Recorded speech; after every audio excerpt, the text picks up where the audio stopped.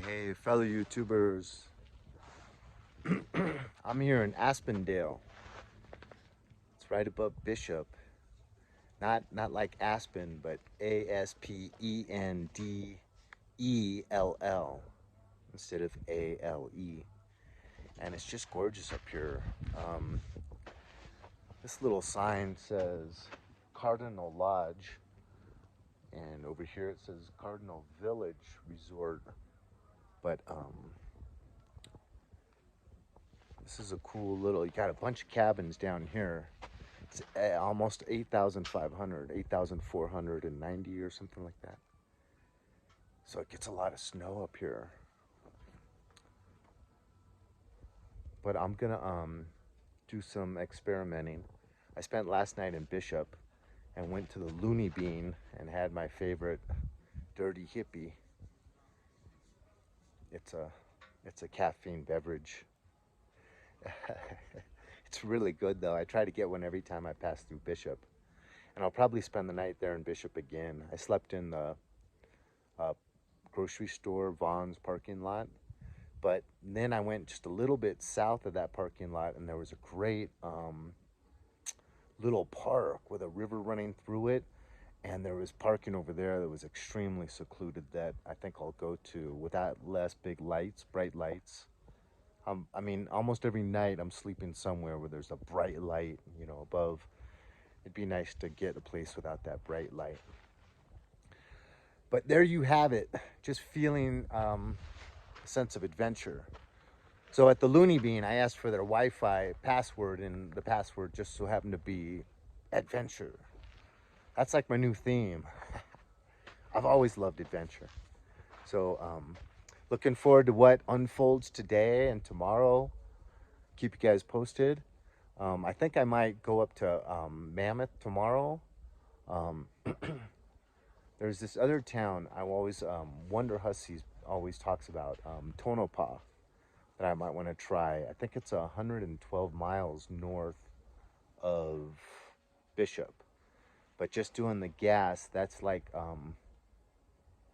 $35 each way. So that's like $70. It's kind of a big decision if I want to go see that place. But I did just buy this new ring for 50 bucks. I told the guy that's like half the price of one tank of gas for this ring I'll probably own forever. But this guy, he hand makes his jewelry. So I always love it when you can meet the actual jeweler himself that made your piece of jewelry. Really nice guy. He's been at that location 15 years in Bishop. And so I know I'm probably going to talk to him sometime in the future. Anyways, you guys, I'm going to start experimenting and walking around here. Adios, amigos. Come here. Drop. See, what I do is I throw the stick away from the direction I'm walking and then walk the other direction quickly. So we throw the stick and then we walk away quickly.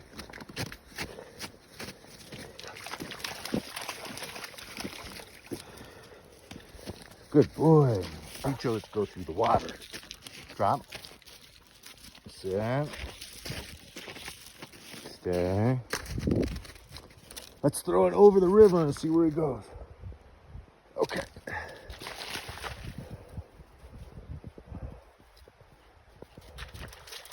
No fear. Good boy. And let me tell you, that water is cold.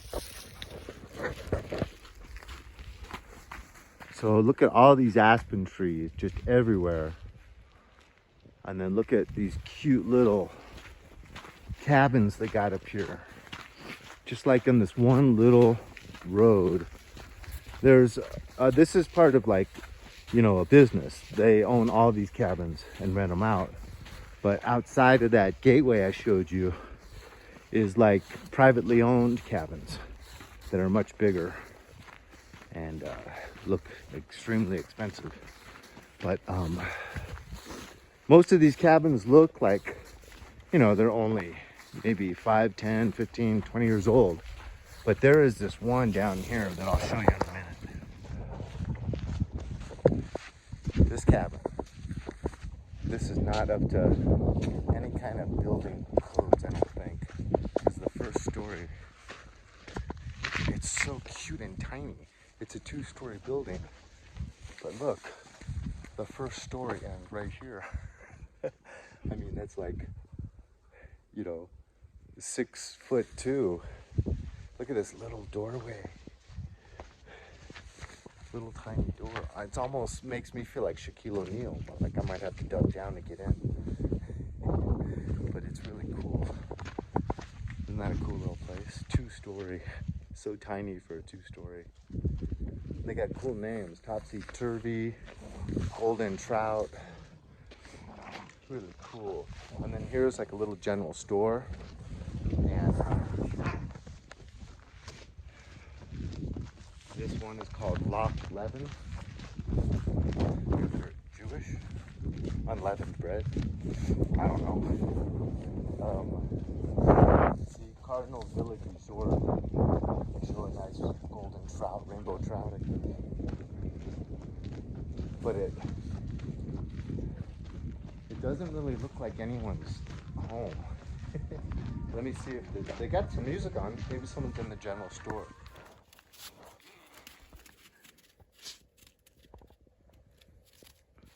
Well, this is the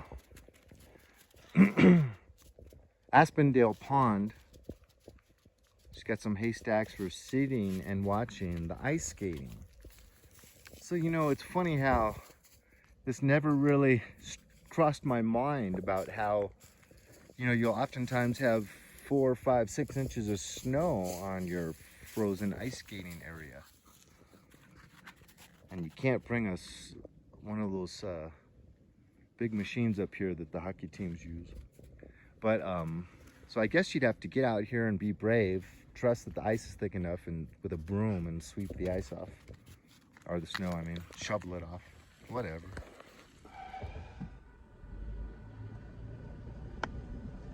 Well, that's it for Aspendell. But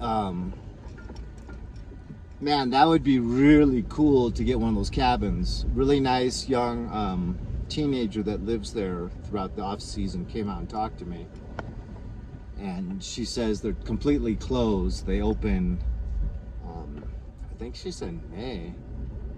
But look, this is still all aspen trees around here. I've never seen an aspen forest this big, and I guess it's because it kind of levels off right here and it stays just right at that elevation that they love. I don't know. But hope you enjoyed our little visit to Aspendell. I've been driving through Bishop pretty much my whole life. Started skiing at 8 and snowboarding at like about maybe age 20. But then right after I started snowboarding, it was a new sport, just came out, and I was loving it. My dad, for a graduation present from college, goes out and buys me brand new skis, boots, bindings, and poles. So it gave me real motivation to just go a lot for like 5 years and just burn through those. Once they were legitimately burnt out, I felt conscious free to go get a brand new snowboard. So I've been driving through here my whole life, and I never knew that there was this cool little alpine region just above Bishop.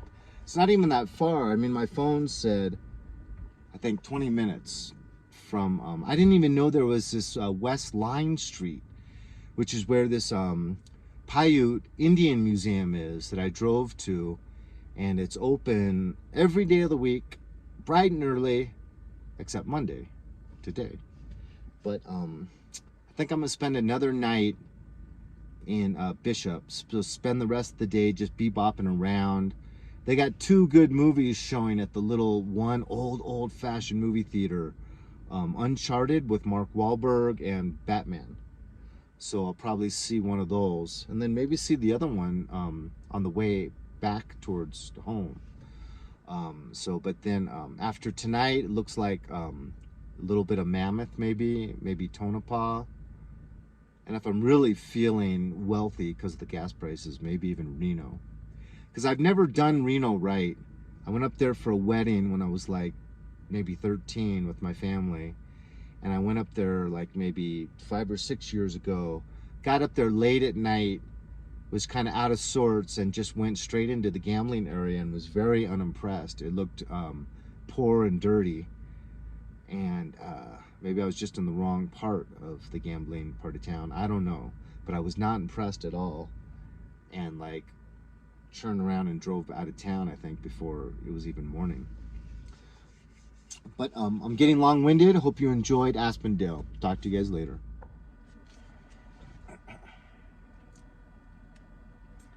Okay, I'm just below Aspendell doing some four-wheel driving. And there's this long stretch of road that I was able to make out where it gets on into the dirt country and where it gets off. And it's maybe 2.5 miles. It looks really simple and easy until I got down in here. There's a lot of sand and it's a little sketchy. And it reminds me of when I was a teenager and I would go out four-wheel driving in my, oh man, I had the nicest blue Toyota truck with a long bed, which was wonderful for sleeping in. But I would go out alone back, and just have real fear that something would go wrong and get stranded out there, because I had got stranded a couple times, because if I would get going real bouncing a lot, sometimes the battery would flip. That's the easiest way, I think, four-wheel driving an old vehicle to get stranded, is that battery flipping. Anyways, here we go. Come along with me. So I got to try to keep at least a little bit of speed, even though there's some of these big boulders.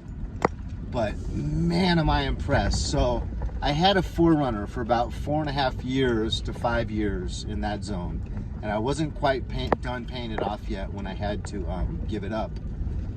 But that really was a great car, and that's the main reason why I wanted to get another one. And I would take it four-wheel driving a lot, and it always handled really well.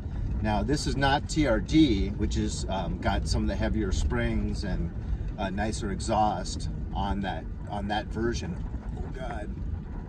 But whoa! But yeah, it handles really well, as you can see. I mean, I'm going through some big bumps, and it's handling really well. So, but I better pay attention. And so on a 5-star rating, I give these Toyota 4Runners a 5-star, and I don't even have the TRD. But that's okay, because I'm not looking to go crazy in my four-wheel driving and to buy a bunch of accessories. And so mentally, which I can get the bug. So mentally, just having a simple, plain four-wheel drive that is not geared towards these heavy springs and shocks and all this heavy stuff, I think it's better. Oh gosh, I just scraped my brand new paint job. It's got these plants everywhere, and it makes me wonder how far I should go, because that's a long time to be driving out here, and it's almost impossible to turn around. Creosote, I think is the name of this plant. I really think I should keep going though. Man, it's kind of stressful, especially when you hear the plant scraping your car, and it's getting thinner and thinner as you go. Typical experiences four-wheel driving alone in an area we've never four-wheel driven before. Adios, amigos.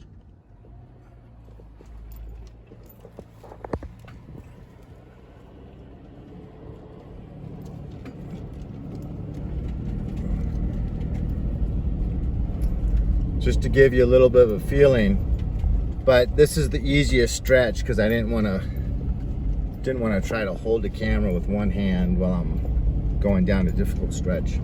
But you can see these creosote plants get closer and closer to the paint. And I heard one good scrape on the right rear, so I don't even want to get out and look. Four-wheel driving is fun, but my music turns off. I'm playing some good old Willie Nelson. All right, you guys.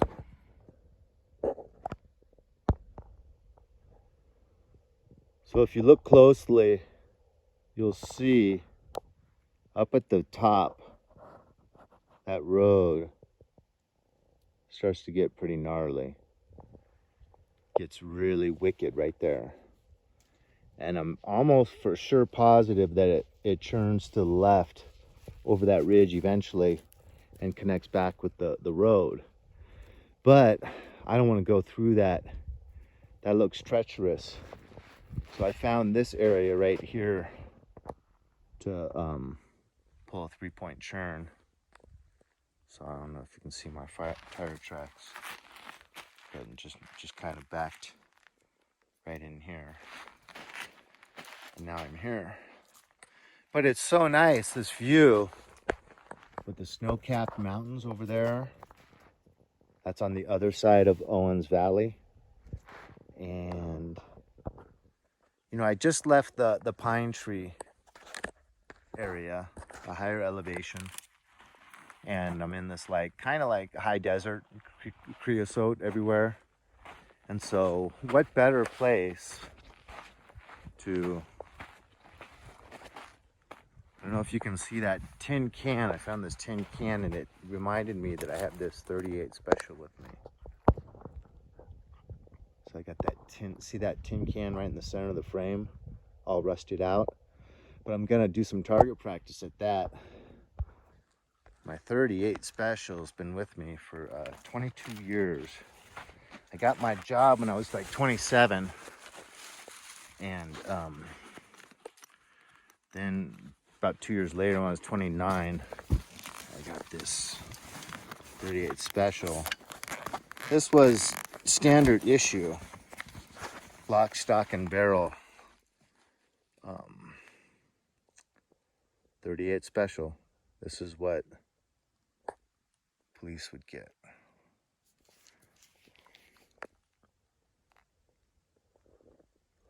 So, yeah, I'm pretty sure it's loaded. Yep. Maybe I'll keep you guys for one round.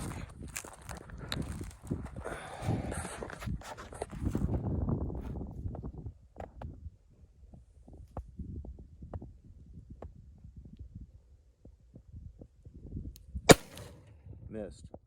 Yeah, I normally hold it with 2. And I don't have the earplugs in, and my ears are ringing already, so I know Ozzy's probably already. But that's what I'm about to do. So thanks for joining me in the middle of nowhere. Okay, I think we're finally recording. Okay, so I just did some target practice. I was gonna have a little lunch, but then I had a scare. Okay, so I was pretty far from that can, and my 38 special only holds 5 rounds, and I went through two sequences, 10 bullets, without hitting the can once. So I moved a little closer, and I decided I was gonna just keep them coming all about a second apart, whether I was hitting or missing, just keep aiming and just being really relaxed. Because I haven't had target practice in so long that when I was aiming, if I started aiming too long, I kind of started shaking a little bit. So I felt like that was a good idea, and it worked. I hit it on the 3rd bullet, it jumped, and then I hit it again on either the 4th or the 5th when it was laying on its side. But I heard it ricochet all number 3 shot, 4 shot, and 5 shot. And I just kept making sure Ozzy was behind me, but for some reason he kept wanting to walk forward. And when I was done with the rounds, I emptied my gun out, I put it down, and Ozzy's nowhere to be found. So I start calling his name, and it was a scary like 30-40 seconds where he was nowhere to be found and he didn't respond. And so I'm thinking one of the ricochets took him out. Man, really kind of brings the point home that you got to be careful where you do target practice with a lot of rocks if you got a pet close by, because it started, you know, dawning on me he could have taken one straight to the head, and that's why he's not responding. He's dead. Oh man. Anyways, that's that on that.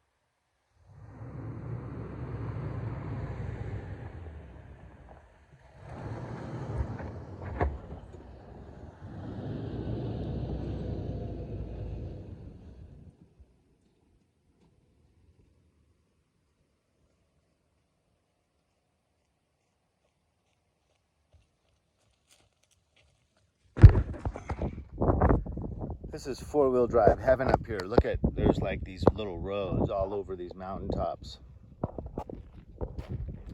Beautiful snow-capped mountains on both sides of the valley. So all the way over here as well.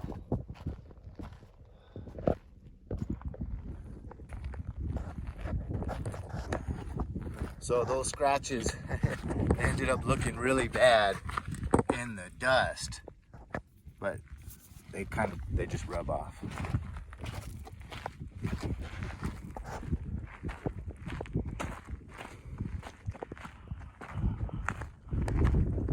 Makes me love this vehicle that much more when I see what it can do. Seeing certain cars having to stop, like even Jeeps and Honda Elements, and I'm just going past them.